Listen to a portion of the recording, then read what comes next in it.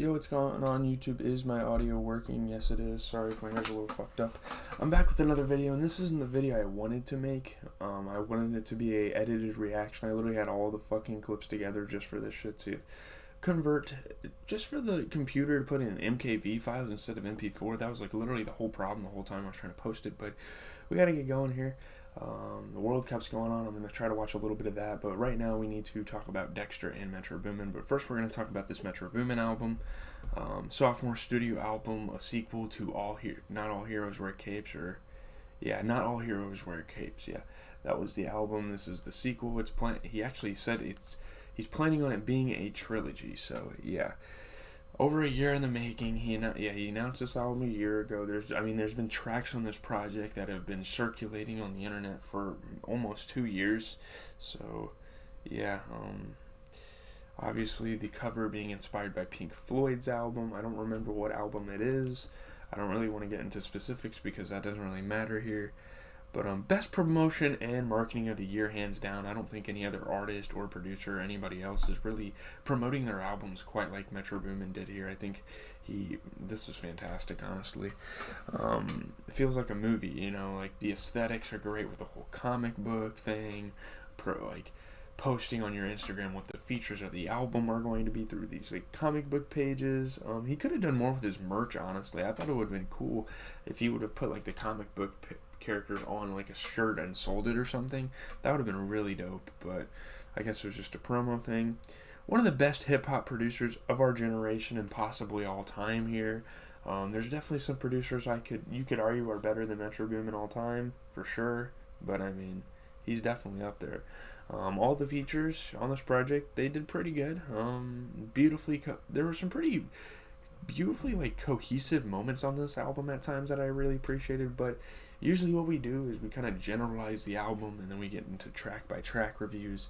So we're going to get into every track here. On Time, great vocals by John Legend, although I'm not a huge fan of John Legend. I think he still opened the album with like this like very like empathetic, like prideful, triumphant type of vibe. I don't know.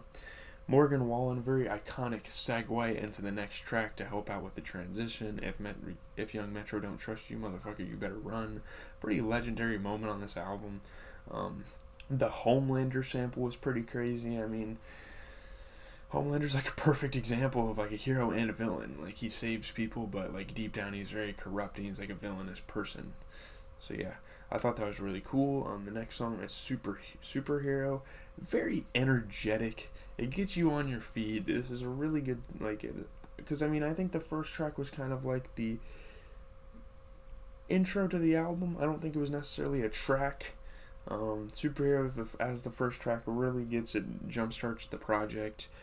It's been a while since Future and Metro have made music together. I think it's been like 5 years, so yeah. And I mean, this is the first time Chris Brown has ever worked with Metro, so that was cool. This is one of the songs that's been leaked forever, so it was cool to see it get a release. This song appeared in the teaser video, so obviously we got an idea of what it was going to be like. There's a music video with it. I watched it. The visuals are stunning on that, so yeah, Metro is doing great with this album so far. Too Many Nights, the flows, the melodies from Don Toliver on this track are great. He got in his bag, probably his best performance from the album. You know, some of these tracks I won't have a lot to say about, but I think that's a good track. I mean, it's grown on me every time I've listened to it. Raindrops, this song literally sounds like Mafia off of like the 2-pack, the Dystopia, whatever it is. Whatever that 2-pack was called. It's very reminiscent of that track. The reverb, there's moments on this. There's like a moment on this track where the reverb sounds super sick. Other than that, not much to say. It's a pretty straightforward track. Umbrella, 21 Savage and Young Nudy working on this track. Great link up as always. They've made great tracks together over their career. The 21 Savage and Metro Boomin duo we've known for years got together a couple of times on this record. This is the first time. Kind of like Obviously, in terms of like subject matter, the average rapper subject matter, I mean, sex, violence, being from the streets, talking about street life. Very, very deep and distinct piano keys. That was definitely, like, production wise, a big highlight on this record as a whole, like on this album as a whole. Like, I think that was really sick. Trance. There is a track in Travis's catalog that this reminds me of. It really annoys me that I made this review, like I formulated this review and what I was gonna say last night, and I still can't figure out what track of Travis's that this song reminds me of. I don't know. I just can't figure it out, but it's really cool. It does kind of like put you in a trance. Like, that's kind of why the track is called Trance, I guess. Around Me is the next song. Not much of a track. I mean, Don Toliver here rapping about women and drugs. Pretty average stuff. I mean, when I was listening to this, I wish you guys could see the edited reaction, but when I was listening to this, I said, like, this is some of the best rapping I've heard from Don Toliver in a while, and maybe even his whole career. Like, I think he did great on this track. Metro Spider is the next track, though. Probably a personal favorite of mine. Definitely in my top 3 for the record. I think this song is amazing. Starts with a very confusing offbeat flow, and then it just, like, smacks you right in the face. It's a very hard-hitting track on this thing. My goodness, Young Thug. I don't know. I guess he was just poking, like, playing with his food, stalking his prey at the beginning of the track, and then he just went in, and the flows just never ended until the track concluded.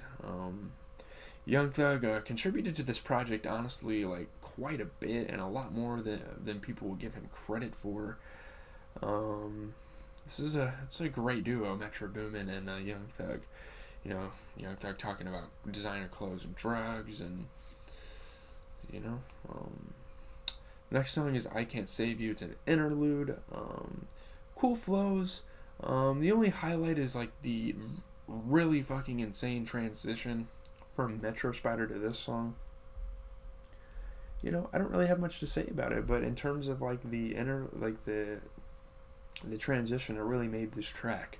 Getting into Creepin', very, like, melancholic, very, like, soft track. Very surprising that The Weeknd made this album. Like, he's on the album, not that he made the album. That's me saying that he's not good enough to be on the album. What the fuck? I'm surprised because he's probably too good to be on this album, let's be honest. Kind of talking about being vulnerable, using your money to hide your vulnerability, fighting through the lies that come with relationships. The Mario tribute was a pretty cool cultural moment on this album. That's a really good song to reference, and they did it. Unbelievable, honestly, that they did that. I think that was really cool. Niagara Falls is the next track. Very, like, a much anticipated leak that's finally showing up on streaming platforms. People are really excited about it. Kind of like an eerie, psychedelic track. They're kind of talking about their empires, their crazy lifestyles as rappers. Not really much. I mean, we've already heard this track before, so I don't think there's a whole lot to discuss. Next we have Walk 'Em Down. There's kind of like a contradiction on this track with 21 being the villain. I mean, are we really surprised that 21 Savage would be a villain on this album? Mustafa, I'm not really familiar with Mustafa, but he shows up on this album and he's kind of like the heroic guy. He kind of talks about how there's, like, hope in this world. 21 Savage just talked about walking ops down and shooting and killing them. Each of the half of this track kind of represents a different side of the fight. That's something that is kind of overlooked, and I think that Metro Boomin did this intentionally, so I think that's a really cool touch. Another classic sinister Slaughter Gang song mixed in with this, like, ballad at the end, this ballad at the end of Mustafa just singing his heart out. Great performance for him. Lock on Me, not a bad song, but it's also not that good of a song. I liked it at first, but then I started, like, re-listening to it, because I did pretty much re-listen to this album just for this video to kind of get a second opinion on it. I don't know. Feel the Fire, Rest in Peace to Takeoff. He is on this song. Definitely a slower track on the album, tempo wise, but makes up for it by all the wordplay, the alphabet utilization in Takeoff's verse. And A$AP Rocky brought a lot of energy too, so that was a cool change. Quite clever the way they formulated this track.